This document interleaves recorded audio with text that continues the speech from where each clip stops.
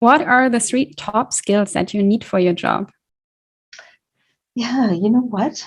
That's a really good question because part of my job as the provincial health officer is to be able to look at things in the big picture, and I have a responsibility to report publicly to the public around issues of health.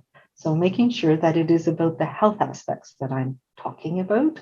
And one of the things that is incredibly important is to do that, to be able to talk to the public about health and health issues.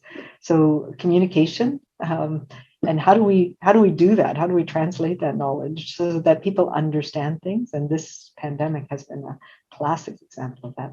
I think the other things that are really important are the same things that we have for anybody who's a specialist or an expert, or in my case, a physician specialist, is having a good grounding in the knowledge base of your profession. So, I know epidemiology. I've spent a lot of time looking at modeling and what does it mean, and surveillance and understanding how viruses work. And I've spent a lot of my time around immunology and vaccines and understanding vaccine programs. So being able to translate those really complex things into language that people can understand is really important. So you have to be competent. You have to have that knowledge and that expert understanding. You have to be a good communicator. And I think you have to be, what's the right word for it, a tactful leader.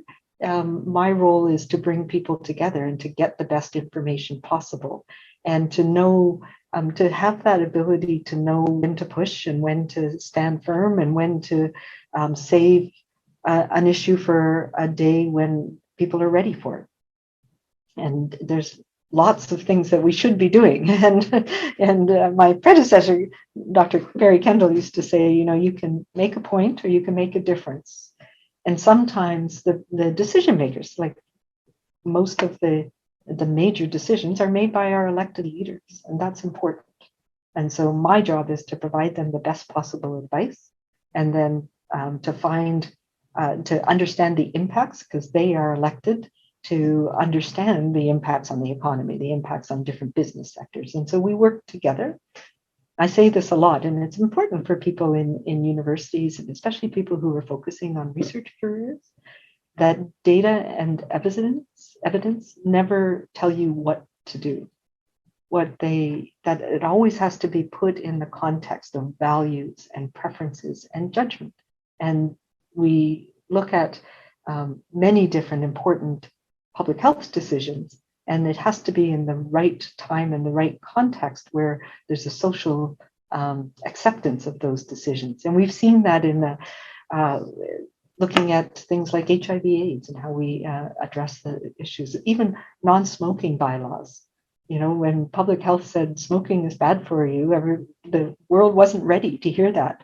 But now we can't imagine what it would be like without, going to, I can remember going to bars, and it was just, so they wake up the next morning and everything smells like cigarette smoke, and it was awful. And we've come a long way in understanding the importance of non-smoking bylaws in supporting health. So there's lots of different things that happen at different times, and you have to be able to put them in the right context for people. It's coming down kind of heavy, but I'm not shy. Throw my splash to the puddle and I'm feeling fine. I got raincoat